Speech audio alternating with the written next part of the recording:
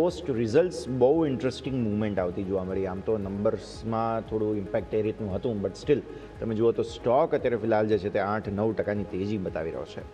ABB India, દીપક sir, કઈ રીતે જોઈશું પોસ્ટ રિઝલ્ટ્સ? ચાર્ટ્સ તમને કેવા લાગે છે? ચાર્ટ્સ અગેન આમાં બી પેલું જ છે કે એક ખાસા અપ ટ્રેન્ડ પછી અરાઉન્ડ જૂન 2024 થી એક ડાઉન ટ્રેન્ડમાં ગયો હતો અને એપ્રિલ 2025 થી કોન્સોલિડેશન ચાલુ કર્યું. હવે કોન્સોલિડેશનની અપર બાઉન્ડ્રી છે 6,260.